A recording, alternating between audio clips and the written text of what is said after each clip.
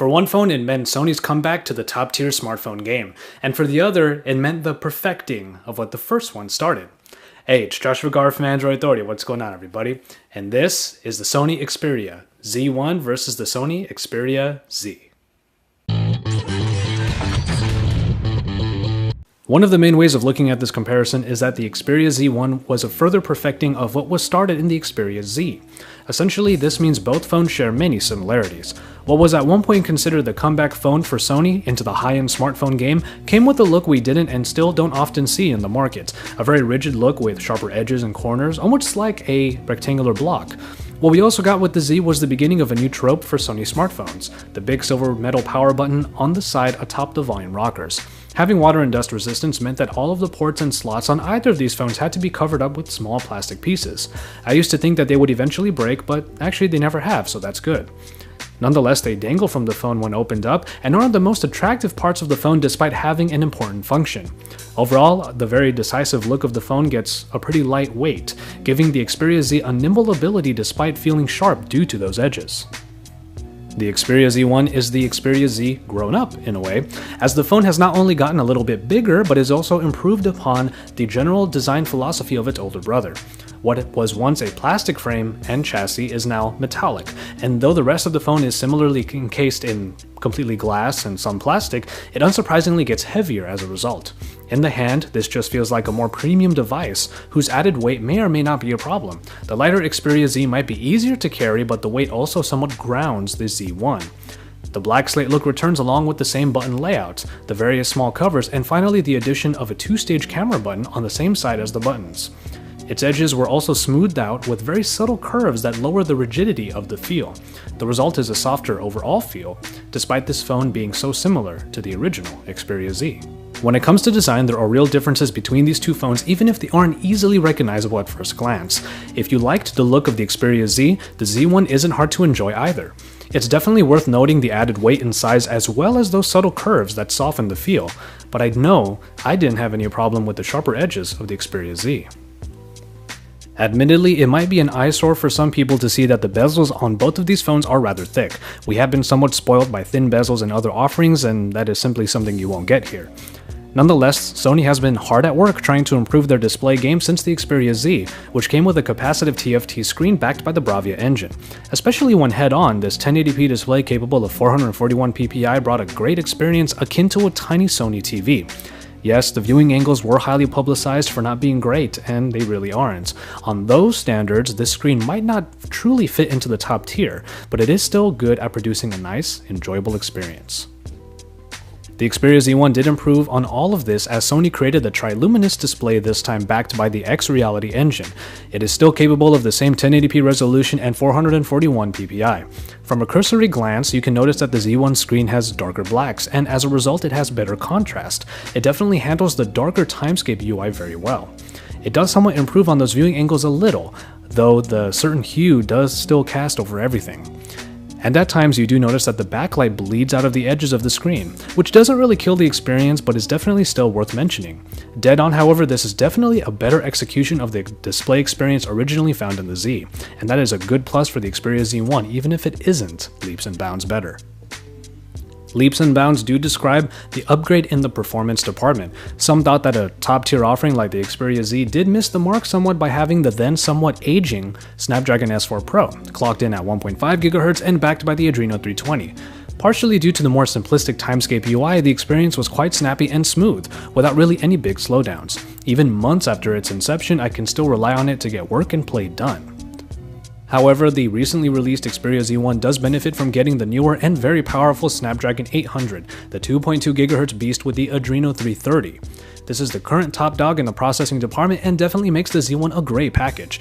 While I would stress that the Xperia Z is still a good performing phone, you may want to have a more sustained, future-ready processing package, and admittedly that is definitely available in the Xperia Z1. In hardware, there is actually not too much that differentiates these two phones. Both offer very similar features like expandable memory via micro SD cards and fixed batteries. You do get a pretty massive increase in the battery capacity as the 3000 mAh unit in the Z1 trumps the 2330 mAh one in the Z.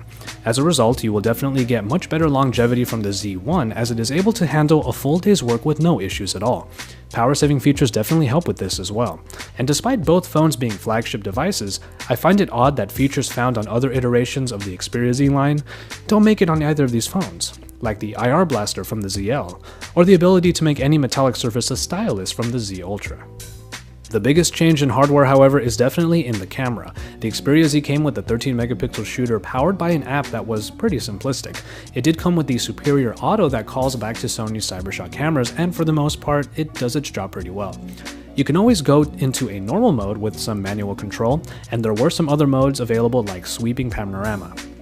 Picture quality was decent, but it was held back by its noise levels in darker spots and low light situations. Color reproduction left a little bit to be desired. Ultimately, it got the job done, but it didn't do it by truly excelling. With a great digital photography background, Sony wanted to fully instill its prowess into the Z1. What we get in the Z1 optics is a sensor that is larger than typical smartphone cameras usually come with, and a massive increase to 20.7 megapixels.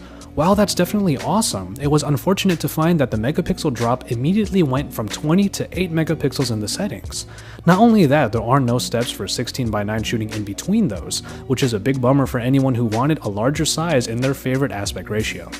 The app does get a boost, with a more open ecosystem allowing for downloadable add-ons and new functionality, and when it comes to picture quality, the color reproduction and saturation was very much improved, making well-lit shots all look very good. Your focal point will get a very high level of detail, but when you move away from it, the story starts to change.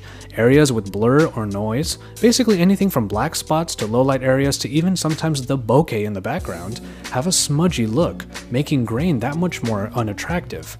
You will still get a lot of great shots out of the Xperia Z1, and it should be commended for that, especially in highly lit situations. But when you put these pictures under the looking glass, these issues happen to become clear. In the end, you are seeing a good increase in camera performance from the Z to the Z1, but both still suffer from the same overly aggressive noise reduction that makes the darker areas harder to capture well.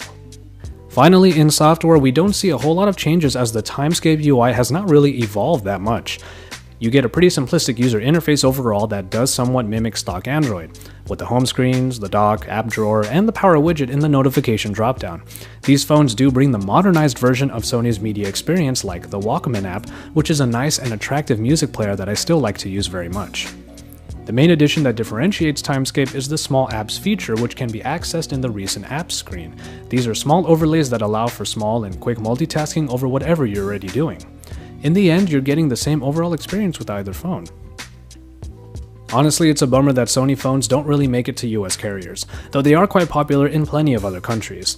That being said, the Xperia Z is found on T-Mobile for their program of $20 a month over a 24-month period. Unlocked, it does now come in at around $500. We don't know what the roadmap for the Xperia Z1 is for US carriers, but when unlocked, it does come in at around $700. And so, there you have it. The Xperia Z1 is undoubtedly the next step from the Z, and that's a good thing. The design does bring a much more premium feeling phone and continues the design that we've come to expect and honestly love from the Xperia line. Plus, the faster processing really elevates the performance aspect. Despite its other improvements, however, the Z1 still suffers from issues that plagued the Z, even if to a lesser extent. The screen better handles its colors and contrast, though its viewing angles and backlight bleeds are detractors. The camera is a massive spec improvement, but it's very selective in allowing you to harness that power, and its picture quality, while improved, is still rather uneven. Ultimately, the Z1 feels like the phone the Z could have been, and that may or may not mean it is enough to justify the extra costs. If you were able to look past these issues in the Xperia Z, know that they do somewhat remain in the newest iteration. And this is a notion that might mean the Xperia Z is still the better value. As always, thank you guys very much for watching this edition of Versus. If you want to see the full reviews for either of these phones, you can see them in links right over on the side. Stay tuned to Android Authority for all of the best coverage. We have everything from reviews to weekly shows like Weekly and Google Play Weekly. So, drop us a like on our videos, don't forget to subscribe if you haven't already, and as always, when you're done with all that, make sure you head on over to AndroidAuthority.com because we're your source for all things Android.